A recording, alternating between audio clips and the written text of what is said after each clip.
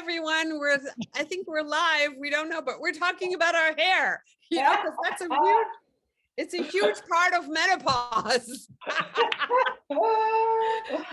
Hi, everyone. I think we are live on Facebook. Yes, we are. I'm so happy to be here with you, Kate. Thank you so much. Guys, thank you for your patience. I'm sorry we're a little bit late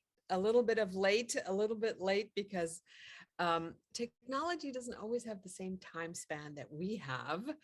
And there's been a lot going on with my internet. So let's just pray. In case we kind of get knocked off or something, it's because of technology.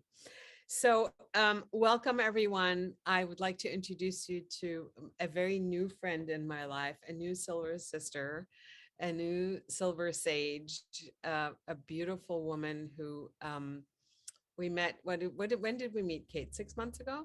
Yeah, about that. Yeah. Something like that. She's in England. This is Kate Usher meet my world meet Kate Usher. We are both participating and sharing our menopause, as I call it. I will not let menopause pause me.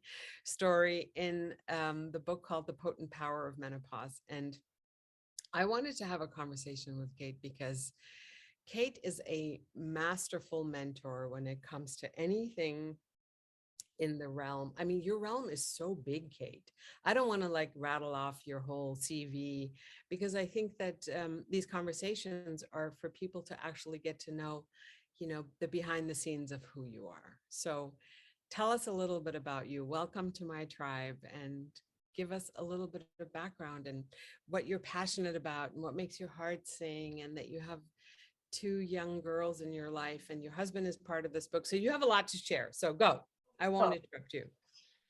So I'll go a little bit of my backstory. I had a near 20-year career in corporate, traveling around the world, doing major change and IT projects. And I was flown into really diverse places around the world with massively diverse teams to get them working together. And that was like my special power and understanding how massive organizations work, sort of like the interconnectedness of relationships.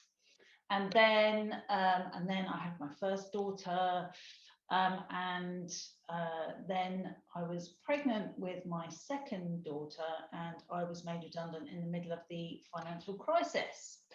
And that was fine. By the way, Americans don't know, some Americans don't know what made redundant means. Oh, you got laid off. Is that correct? Yeah, that's the term.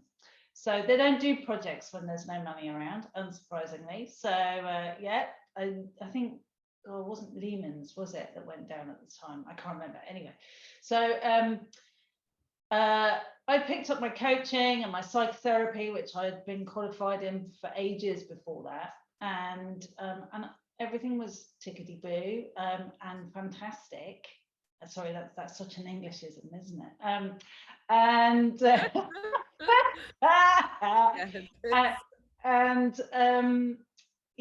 my menopause hit, and I was 46, and I had early. Well, the average age is between 45 and 55, really. So I was right bang on the money, really. So I was waking up one night and I thought, oh my God, I think I'm about to self-combust. And I was walking around the bedroom doing all of this. Nobody knew, I knew what was going on. The doctor was useless. And I was thinking, oh my gosh, that's it. I'm right in the middle of this. And within 6 months, I got this massive tsunami of symptoms coming in. And I got like night sweats, so I wasn't sleeping. I got insomnia, so I wasn't sleeping even more. I had hot flushes, which of course you called flashes, and I got depression, anxiety, panic attacks. My hair had turned into straw. Everything was going wrong, and I just thought, oh my God, what am I going to do? This is like, I'm going to lose my marriage, I'm going to lose my kids, I'm going to lose myself. And really, I felt like I was on the edge, and I was falling. And then a very dear friend basically dragged me out of the house because I wasn't really leaving the house. So I'd gone from someone who traveled around the world, someone who could barely get out the door in the morning, she listened to me. She said, I didn't realise it had got that bad. And she's a public health specialist. She took me to the chemist, pharmacy, sorry, and filled my basket with loads of vitamins and minerals and told me what each of them did. But in Oh, that moment, I realised one thing, and it changed everything. And that was I couldn't control my symptoms, and I couldn't, but I could control what I did next, how I reacted to them. If I let it consume me, then that was my choice. I had to step outside of that. But I did this for 4 years trying to do that. And I became postmenopausal as well at the age of 49. And my symptoms just went, they went crazy. And everyone thinks once you get into postmenopause, they're going to calm down, but they didn't. They just went mental. And in the end, I paid to see a private gynecologist. Within half an hour, he gave me a prescription. My doctor had refused to do this for many years because I get migraines with aura. So that makes me slightly higher risk of strokes, and that combined with HRT is a slightly even higher risk of stroke. So my doctor wouldn't do that, but the gynecologist was just like, you know, let's weigh this up. And it was like, which one's worse? Like yeah, exactly. what's worse? What's worse? Over here being completely incapacitated versus taking a little risk, which is all life is anyway, and just being able to step out of the house and feel hot and sexy and like a woman. Yeah. So I, within 24 hours, I'd taken the first round of HRT, and it was like a magic potion. Honestly, I had my first proper night's sleep in 4 years. Yeah. 4 years, and I hadn't slept properly, and I had night after night of it. I couldn't believe it. Kate, I want to, I haven't told you that I was going to ask you this question. It's like when I have my hair sticking out here, talk about hair and, anything that happens with silver hair.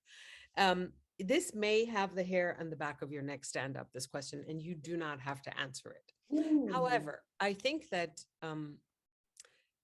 for those of us who are, for the women who are watching, you become 30, 40, 45. And the reason why we all participated in this book, at least I think you and I did, I don't know about everybody else, is because we really want to open up the world to young women, to have them know, what's out there and what's coming. And there's, like in my chapter, I say, there's no women's wisdom university where we can all go and attend and take a 2-year or 3-year course, where we can be, because life is beckoning us all the time, but there's no school that beckons us and says, come and study this, because there's a shitload of stuff that you don't know. Yeah.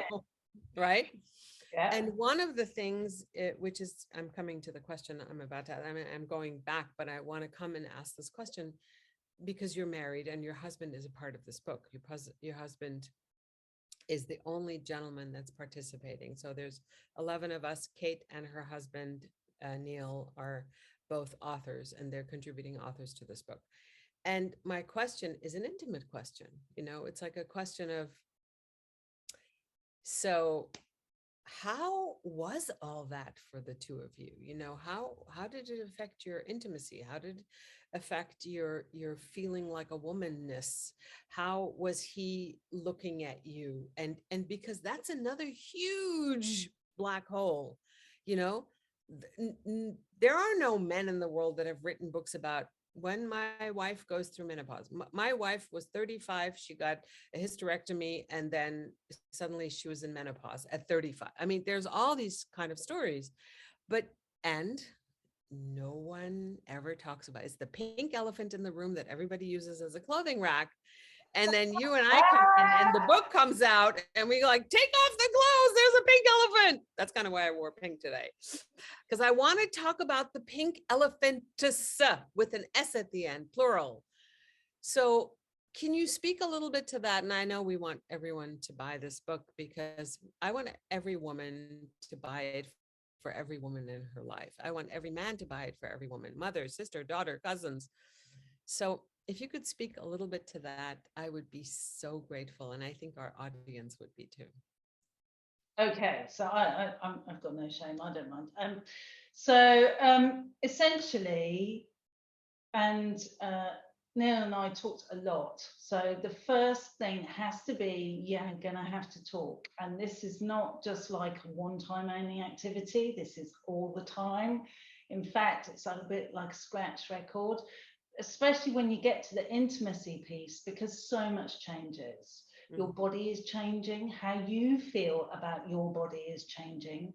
And there are things like vaginal dryness, which you're going to have to talk about because it's incredibly common And painful. and painful. So sex goes from this really easy thing that you just go, bam, let's go and do this, to, oh my God, I'm going to take a bit of time, let me warm up, to, yeah, loads of, you're going to have to get into lube and things like that. So you need to start to talk about that. And it's one of those conversations that I know, being British, is quite a difficult conversation, and I assume it's the same for everybody. But yeah, the British don't talk about sex, so but suddenly you have to. Other than Faulty Towers making Yeah, fun of it and being Faulty Towers has a corner market on that. But yeah, so I don't know. I mean, I think that it's like that in most of uh literate, educated societies. I find it much more interesting, like in India, there are certain parts of the communities, or in Persian communities, in African communities, where there's much more ritual, and ritual revolves around those bookends I talk about in my chapter. You get into puberty, and then you get into menopause, and then those two bookends are things that some people talk about, but the truth is that the sensuality piece, the sexuality piece is, and the reason why I'm asking you this is because I don't think anyone tells you as a young woman, and then you're going to have menopause, and then you're not going to have any more bleeding, and then your sex life has the potential to get even better than you ever yeah, thought it was. yeah, So that piece is something that is really hidden, and you've been through it. So yeah. my question to you now is, so how is it? Oh, so I mean, I agree with you, Liana. I think that as long as you've done the talking, you've done the stuff for yourself. So there are a couple of steps. There's the stuff for yourself, and there's the stuff for the two of you. Right. So if your libido or your sex drive is very complicated. It's not just the mechanics, it's what goes on in your head. So if you are looking at yourself in the mirror thinking, God, I've let it all go, I'm no longer the woman I thought I was, I don't like the look of myself, I'm about to wear a smock, or I'm going to hide, and I don't want to see myself, that stops you from feeling sexy about you. You need to help your own head to sort that out so that you can look in the mirror and go, do you know what? I'm rocking this 55, 60. I'm really going for it. Yeah, whatever it is, however you tell yourself, as long as you feel sexy about yourself, then that is going to translate out to your partner. Yeah. Because the minute you start to feel rubbish, then that very much is going to come towards them. So, Yeah, they can sense it. They can smell yeah, it. I don't care if you're in a relationship with a woman or with a man. It's like we are the fulcrum, we are the antenna in our life. So whatever we absolutely. exude, and you're not just saying this as a woman who's been there, done that in a relationship. I mean, your background as a therapist, and then you have two young girls. Yeah. So I had to talk to my girls as well about all of this, because everyone who's had a menopause knows that it's not something you can keep to yourself. Apart from the very lucky few who seem to sail through without anything at all, that wasn't my experience. So I had to tell my girls, who were very, very young at the time, they were Wow. 5 and 7 when I started. Oh, Yeah. wow. So I had to tell them my mummy was no longer like mummy at times. And we had to talk about that. I had to talk about that so that when I held my children to me and told them that I loved them, they knew that that was true.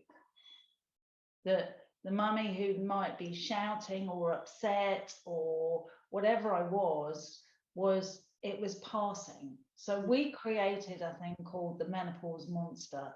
So it was when it arrived, they could go, "Mummy, mummy, it's the menopause monster." And believe me, when you've seen red and you just want to shout, when someone, a little girl, says to you, "It's your menopause monster," you don't want to go, "Okay, darling, I'm just going to go in the other room and take some deep breaths."